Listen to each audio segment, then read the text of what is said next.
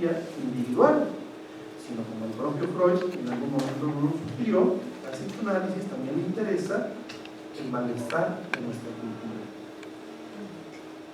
Por citar solo algunos autores dentro del psicoanálisis que han retomado el texto Introducción del Narcisismo y que a su vez han hecho sus aportaciones, están dentro de los fundadores Abraham, Pelchi, Rank. Dentro de la escuela inglesa sin duda podemos nombrar a Klein, Winnicott, Hannah Segal, David Rosenfeld. Dentro de la escuela francesa el texto fundamental de Vida y Muerte, el psicoanálisis de Laplanche, es una aportación notable.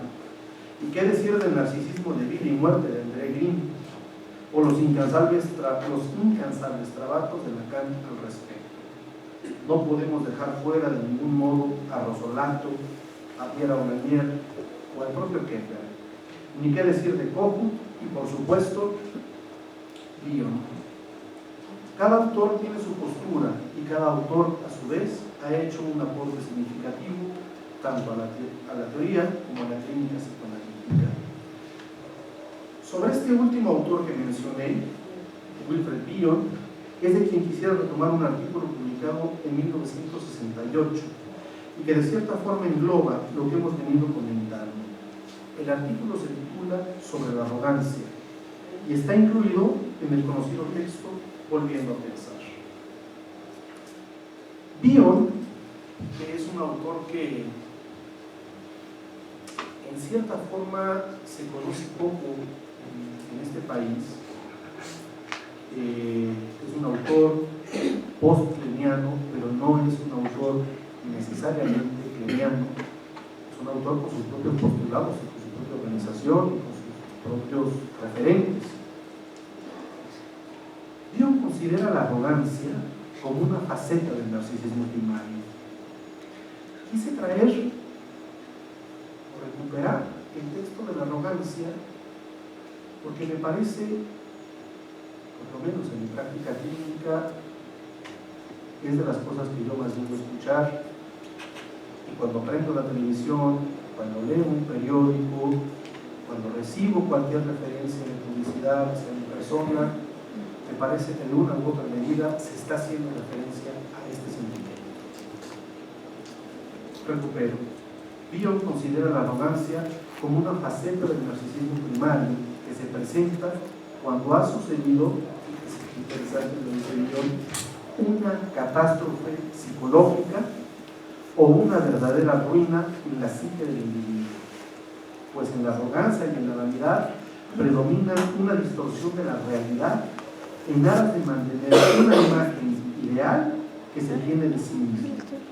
Es como si nosotros prefiriéramos actuar en función de lo que nos imaginamos en nuestra mente en vez de actuar en función de lo que sucede en nuestro exterior, o sea, en nuestra realidad. La vanidad y la arrogancia son intentos cosméticos por cambiar nuestro verdadero acontecer. Es un intento psicológico muy primitivo, nos diría Bion, que está centrado en la imagen y en cuestiones ideales. Estas actitudes no nos permiten comunicarnos de manera directa y creativa con los demás, sino que es una comunicación mutilada, que empobrece a nuestra persona y nuestras relaciones sociales y afectivas. Es por eso que Bion lo llama catástrofe de nuestra psique. En un momento extremo podríamos decir que la vanidad y la arrogancia son manifestaciones de estados confusionales, despersonalización o de alucinación, puesto que el manejo de la realidad es pobre y nos intentamos relacionar con los demás a partir de fragmentos, de imágenes mentales. Es decir, nos pensamos a nosotros mismos parcialmente, sin asumirnos en determinado lugar. Construimos una relación con los objetos que imaginamos poseer y no con lo que realmente son. La vanidad y la arrogancia es un tipo de satisfacción alucinada, creyendo que nuestra realidad psicológica es diferente por el simple hecho de pensar que nuestra vestimenta nos hace distintos, o nuestra cuenta bancaria nos hace otro tipo de personas. Se me vino a la mente ahorita aquella frase que me parece que es de Walt, que dice: la conciencia conciencia acobarda a cualquiera. Continuando con el paralelismo que he venido haciendo a lo largo de esta presentación, podemos repensar en los momentos que el crecimiento, ya sea económico, cultural o social, se estanca. Desde que nací yo en este país ha habido crisis económica y por lo que veo parece que por otro lado va a continuar así. Cuando esto se estanca, el desarrollo psíquico intenta salir al paso. Cuando el futuro se presenta amenazador, incierto y sin esperanza, queda la retirada sobre el presente inmediato al que no dejamos de proteger, arreglar y reciclar en un intento por mantener la perpetuidad del instante. Hacemos psíquicamente todo lo posible por no regresar a nuestra realidad y casi de manera delirante, interesante porque es lo mismo que dice Narciso, que él quería continuar con su propio delirio, admirándose en el pozo de agua, casi de manera delirante intentamos tener una juventud infinita. Dorian Gray podría ser ese texto de Oscar Wilde, otro que coincide con esto. Bajo este estado mental, que bien podríamos llamar narcisismo, se trastoca el tiempo, se desacredita el pasado histórico y en consecuencia nos hacemos incapaces de afrontar el futuro si no es por la desesperación. No quisiera yo escandalizarlos o transmitirles mi depresión de lleno, sino lo que quiero decir es que estamos ante unas nociones clínicas distintas y ante parámetros psicológicos que demandan la mayor importancia. Nos dice Villon, vivir en el presente, solo en el presente, y no en función del pasado ni del futuro. Es esa pérdida de sentido y continuidad histórica la que nos impide diferenciar el bienestar psíquico del bienestar material. Se teme tanto al miedo, al odio y a la envidia que se toman las medidas necesarias a fin de destruir la captación de todos los sentimientos, aunque esto no se diferencia de destruir la vida misma. Se produce un estado mental en el cual el paciente persigue vorazmente toda forma de comodidad material. Es al mismo tiempo insaciable e implacable en su búsqueda de saciedad. El paciente parece ser incapaz de experimentar gratitud o interés por la vida, ya sea en sí mismo o en los demás. Este estado a su vez implica la destrucción de su interés por la verdad. La salud mental no se trata en absoluto de vivir en la satisfacción de manera casi alucinatoria, sino lo más cercano posible a lo que es real, aunque en ocasiones nos resulte desagradable. Dicho en otras palabras, la vanidad y la arrogancia son expresiones patológicas porque motivan el autoengaño. Las relaciones no están basadas en la verdad, sino en una ficción. Y sobre todo, la vanidad y la arrogancia es un factor que destruye la comunicación con los demás, mutila la creatividad e impide el aprendizaje. Es ahora que no puedo dejar de hacerme la siguiente pregunta. ¿Todavía es posible subrayar la importancia del narcisismo en nuestra época actual? Yo pienso que no. Retomando Ovidio, porque generalmente las cosas terminan como empiezan, podemos ver cómo este escritor griego nos relata el descubrimiento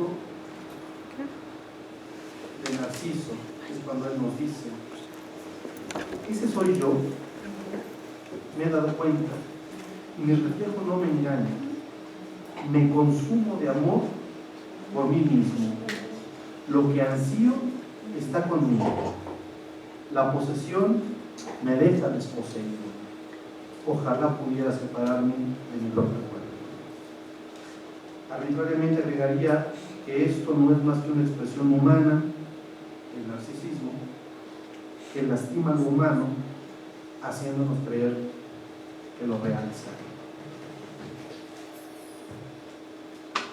Por último, les quiero compartir dos frases de Fernando Pessoa, este escritor, poeta portugués de principios del siglo XX, que nos dice: todos tenemos dos vidas, la verdadera, esa que soñamos en la infancia y seguimos soñando juntos, adultos, en un sustrato de niebla, y la falsa, esa que vivimos en conciencia con nosotros, la práctica, la última, esa en la que acaban por meternos a todos en una caja. Y esta otra frase, también de Pessoa, que dice: llega un momento en que es necesario abandonar las ropas usadas, ya que tienen la forma de nuestro cuerpo, y olvidar los caminos que nos llevan siempre a los mismos lugares. Es el momento de la travesía, y si no osamos emprenderla, nos habremos quedado para siempre al margen de nosotros mismos. Muchísimas gracias.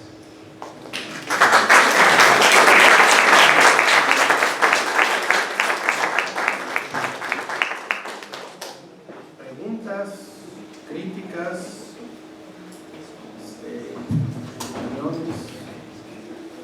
Profesor, en el punto donde tú mencionas sobre la arrogancia, ¿sí?, como tal, tú la mencionas, ¿no consideras que también puede ser producto o en este proceso como un mecanismo de defensa actual? La arrogancia, la prepotencia, todo lo que es consumo de satisfacción única y exclusivamente personal, momentánea, todo lo que va en detrimento de un contacto genuino con el otro, con la comunidad, me parece que es porque existe una realidad avasallante, aterradora, y todos caemos en ese refugio del consumismo, del placer momentáneo,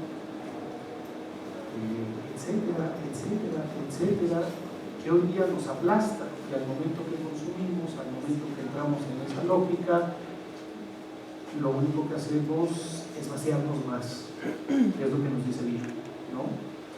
La única, digamos, receta para salir de esto está en la verdad de uno mismo, en saber que uno mismo no es esa imagen que está en el agua, no es esa imagen que nos han dado los padres, ni siquiera es la imagen que uno mismo tiene de sí. Yo no soy lo que veo en el espejo, ni mucho menos lo que veo en la selfie, ni lo que veo en la computadora, ni lo que veo en la televisión. Yo soy otra cosa, incluso desconocida, y por desconocida probablemente dolorosa. La arrogancia, sí pienso yo que es un sitio de refugio, pero pongo refugio yo muy entre comillas, porque para mí la idea de refugio es algo que te protege, es algo que te, no, aquí es algo que tiene un efecto meramente cosmético, temporal, pero sí coincido totalmente. De ahí los cristales rotos. De ahí los cristales rotos. Es que nosotros somos ese cristal roto. Nosotros no somos una imagen única, perfecta, líquida. No, nosotros somos fracción de varias cosas. Estamos hechos de historias, de pérdidas, de placeres también, por supuesto, de esperanzas y de anhelos, pero también de dolor. Ese es lo que rompe el espejo. No somos esa imagen bellísima de Narciso. El problema es si en verdad podemos llegar a ser lo que realmente somos. Esa es la apuesta. Llegar a ser lo que realmente somos, y no una imagen virtual, artificial, inflada. Yo digo, ya ojalá podamos quitarle el IVA a lo que nosotros mismos somos, ¿no? Esto es lo que somos de manera real, concreta. Y también pensar que tampoco vamos a llegar al parangón de la realidad, ¿no? Si no es una meta, es algo en continuo, que hoy en día todo es líquido, ¿no? O sea, vimos a Zygmunt Bauman, por ejemplo, ¿no? Que lo resaltó. Y realmente hoy en día, pues la identidad, la identificación también son fluctuantes. No hay así una... O sea, el sujeto se está buscando constantemente, no sabe ni quién es y busca un reflejo porque no hay nada tangible, no hay nada que se pueda palpar, que sea, digamos, real, ¿no? En el sentido de una cosa, ¿no? Entonces, el sujeto se encuentra paradójicamente también desvalido, totalmente, su autoestima a veces está por los suelos, porque realmente el narcisista se siente mal consigo mismo, busca el aval del otro para que le mande de aceptación de su propia imagen, busca ser aceptado por el otro. El narcisismo es un intento de reparación ante una noticia, ante una idea consciente de desvalorización por mí mismo. ¿Sí? Voy a poner un ejemplo trivial, pero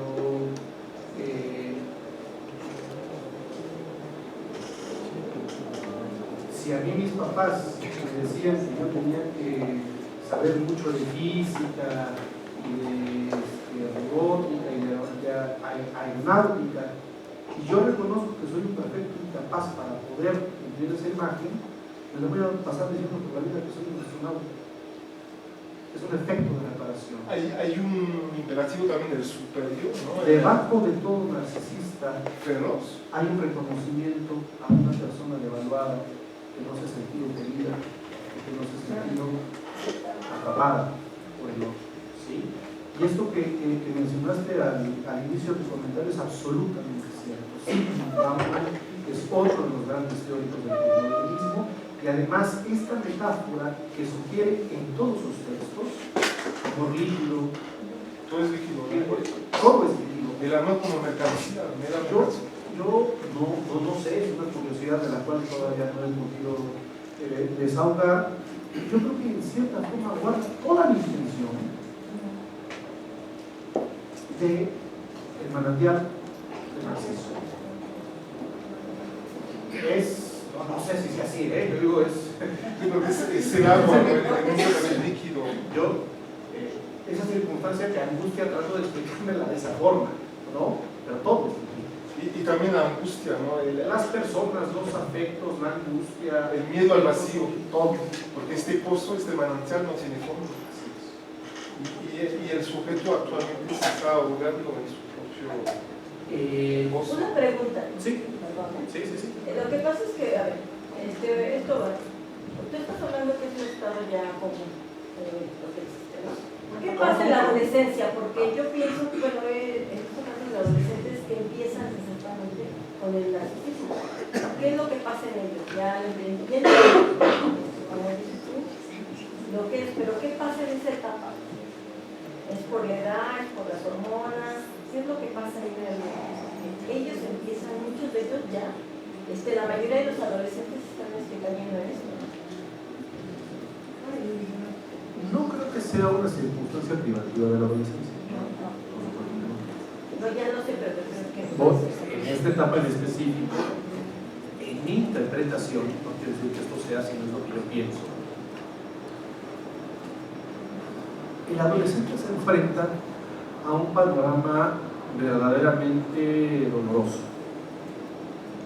Si el adolescente es lo suficientemente honesto, podrá ver que hay un panorama bastante desalentador, que lo que nos daba una estructura social, una organización, un contrato social, lo que señala Lipovetsky en los 60s y en los 70s, hoy día ya es otra cosa, que parece que no ha acabado de tomar forma.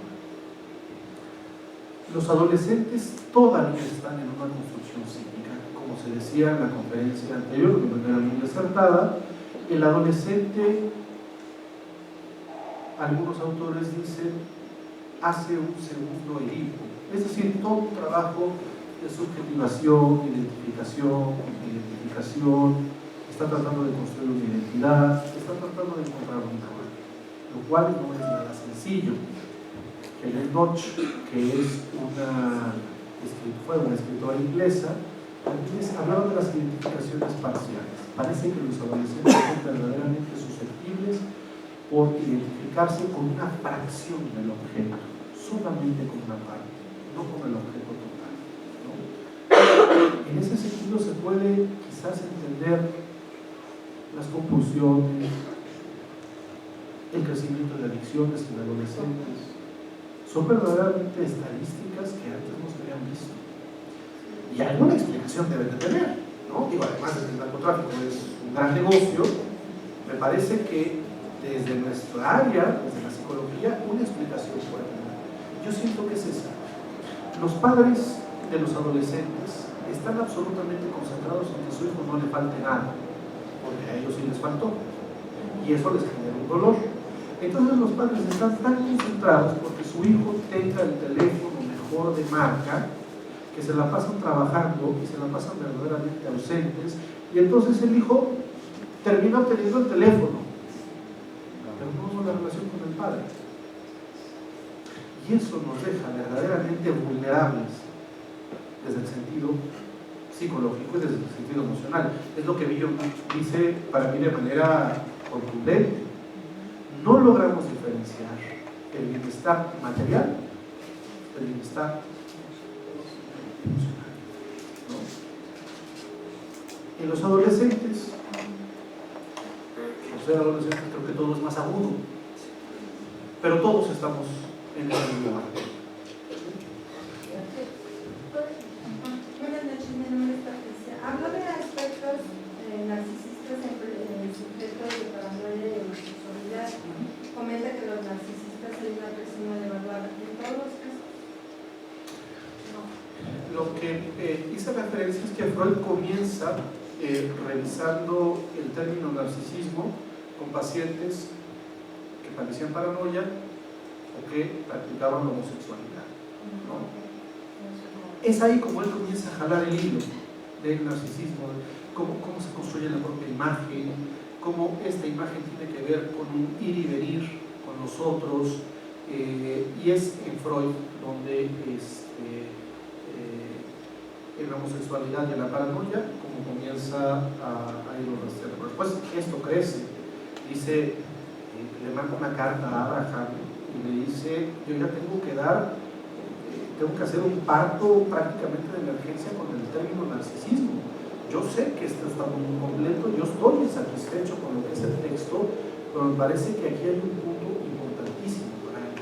No solamente tiene que ver con la autoestima, porque la autoestima es un factor importante para la construcción del psiquismo, pero no es el único.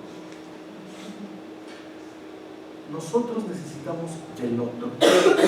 Somos la especie animal más incapaz desde el nacimiento. Hay especies que nacen y a las horas están caminando, y el ser humano en ese sentido somos bastante incapaces y siempre necesitamos del otro. No somos seres individuales como nos han hecho creer. No somos, por ejemplo, como los felinos, no, para nada. Estos descubrimientos también de la psicología desarrollista son impresionantes y son riquísimos. Somos una especie de los primates y necesitamos estar expuestos a rigurosos cuidados por largos periodos, y después de eso algo sucederá con nosotros. Pero si nosotros estamos privados de todos esos cuidados, si nosotros estamos privados del otro, no nos va a ir bien. ¿Sí? Pero hoy en día también hay algo que el sujeto busca algo mundial, como Facebook, las redes sociales, busca una tribuna para también tener un reflejo del otro. Sería el otro simbólico ahí que...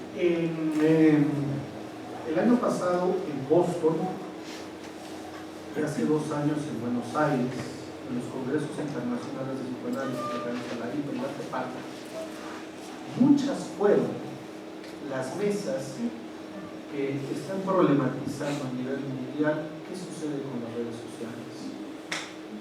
Lo que yo leía de Lipovetsky, por eso decía yo que era tan importante, porque estamos hablando de 1980, No existía Internet. No existía ni el Internet, ni la inmediatez, o sea, me parece que en gran medida hay síntomas que se han agudizado. Para nada quiero satanizar ni decir que la tecnología es el diablo, eso es una tontería.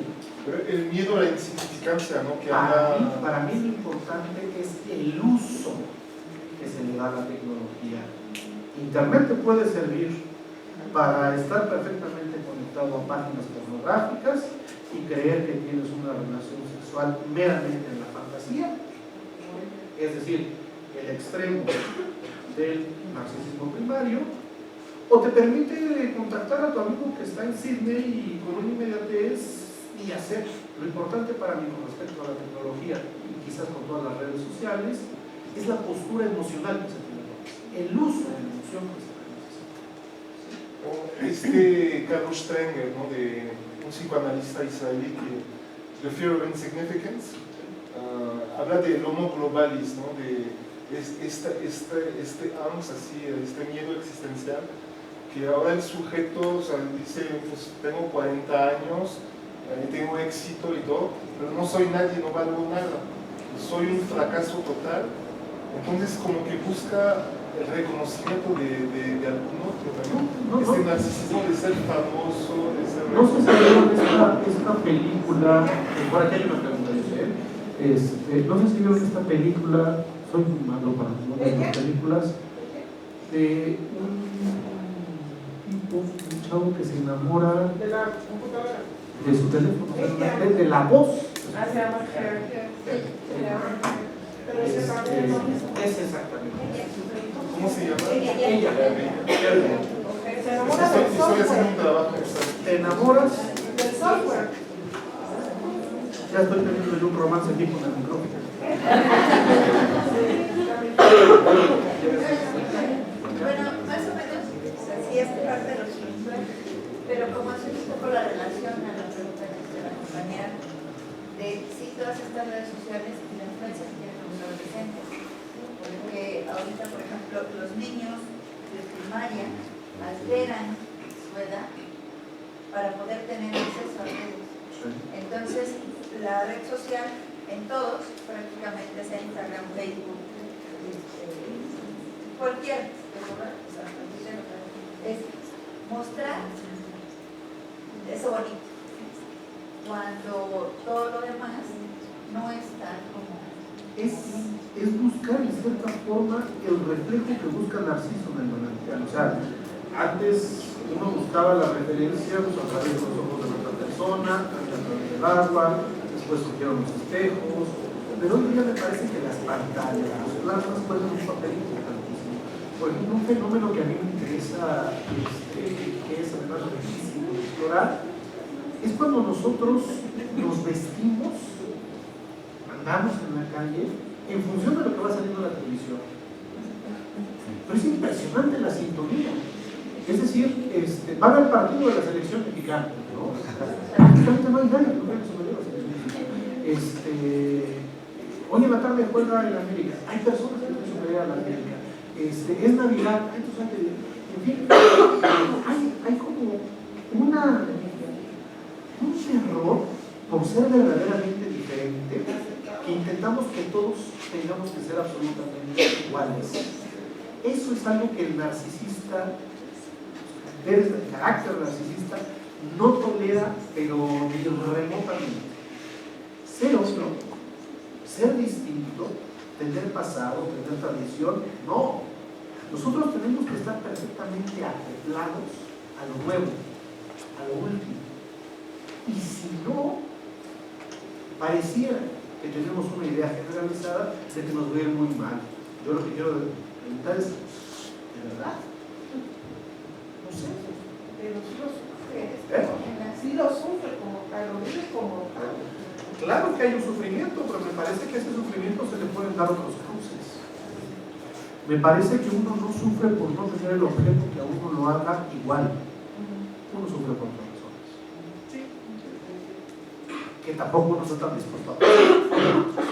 Porque es como pasaba con una paciente que llevo viendo años y que durante 2 años pues haciendo la misma cuota de sesión, ¿no?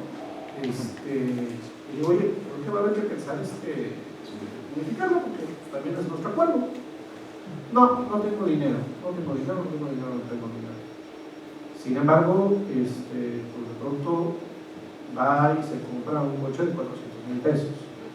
Wow. Más allá de mi ataque envidioso, que reconoce eso, a ella le resulta más fácil pagar $400, la cantidad que sea. Resulta más fácil eso que llorar en consultorio. Uno tiene muchas formas de llorar, ese vacío y ese terror. Muchas veces uno lo hace comprando, consumiendo, identificándose, utilizando palabras que socialmente nos dan integración, etcétera, ¿no? Es un tema muy interesante y que, insisto, la clínica, gran parte de la clínica, por lo menos que yo practico, de las que muchos de mis colegas que tengo referencia que hacen, estamos sobre temas narcisistas. Si les interesa, pueden consultar a un psicoanalista argentino que se llama Luis Horsten. Hay toda una construcción sobre la clínica del narcisismo. ¿Sí? Es admisible. ¿Más inquietudes? ¿Un narcisista puede reconocerse como tal? Porque se ve. Depende del grado. Hay grados neuróticos, hay grados psicóticos. Sí, ¿cómo no? Me pusiste en un buen problema. Por ejemplo, el caso de Daniel Paul Scherer, este texto que Freud interpreta y que lo recibe de Jung, era un presidente de la Suprema Corte en Dresden, en Alemania. Y es un tipo que de pronto tiene varias caídas, tiene varias caídas emocionales, tiene varios internados psiquiátricos, son 3 en total, pero al final él estaba absolutamente convencido, gracias a un delito de grandeza, que es parte necesaria del narcisismo, que él, Scherer, Daniel Paul, era cuerpo de mujer y que habría de ser fecundado por Dios a través de los rayos solares. Por supuesto que se hablaba de tú con los pájaros, con los árboles. Yo te diría, ahí hay una patología de tipo narcisista, la referencia al delirio de grandeza. ¿Por qué es tan patógeno el narcisismo? Porque no hay límite. Si uno es adicto al alcohol, al sexo, lo que sea, hay un límite. Es el límite corporal. Si uno tiene otro tipo de patología, hay límites. En el narcisismo lo que se anhela es el poder, porque debajo es lo que no se puede. Y las patologías de poder, yo creo que son las que más han destrozado a la humanidad. Por lo menos en el siglo XX y siglo XXI. No dejo de pensar que el racismo, la no integración, el combate al otro en cualquiera de sus formas, tiene una base narcisista. El no tolerar la diferencia. Ese es el narcisista. Entonces hay grados, porque a uno pues, también hay veces que le cae igual a la vecina de al lado, ¿no? Pero no voy yo diciendo que la expulsen del país por ser extranjera. Y no voy yo diciendo que se tienen que construir muros para que no pase lo que se tienen que construir hornos, porque ese es el mal, porque el mal ahí radica. La diferencia nos espanta, nos aterra la diferencia, ser diferentes. Porque ser diferentes es ser personas limitadas, es no ser el otro. Yo no soy la imagen especular que mis padres quisieron inyectar en mí y que por otra forma era necesaria. Entonces, no sé si te doy la idea de que hay grados, ¿no? Zizek, ¿no? en defensa de la intolerancia religiosa. O Byung-Chul Han también, La sociedad del cansancio, o sea, dictatura des Gleiches, ¿no? La dictadura de lo mismo. Totalmente lo mismo. Que suceda todo para que no suceda nada. No hay límite, o sea, todo el mundo igual. Y también es eso de no dar lugar a la falta. Me parece que socialmente no hemos construido eso. Por ejemplo, si nosotros como psicólogos pudiéramos tener de manera presente que con lo que trabajamos es dolor psíquico, no físico, no neurológico, no necesariamente corporal, sino con aquello que no ha logrado ser representado. No tenemos espacios sociales para que eso suceda. O sea, por lo menos en este país, tú no puedes pedir una incapacidad laboral por tener un duelo. Y me parece que como psicólogos esa es una afrenta que nosotros tendríamos que buscar. Porque los duelos, evidentemente, impiden a cualquier persona, el que sea. Está triste, ya se le pasará. O le dan una medicación. No estamos acostumbrados a ser respetuosos de lo que sentimos y de lo que pensamos. Ese es un hábito que nos cuesta mucho. El sujeto no tiene ni siquiera un lugar para hablar, para ser escuchado, porque, digamos, la religión, o sea, como decía un colega, un psicoanalista, ¿no? Eduardo García Silva, ¿no? Decía, antes, bueno, la iglesia, pero ni siquiera eso, porque si uno le va a contar sus problemas, pues no va a ser escuchado.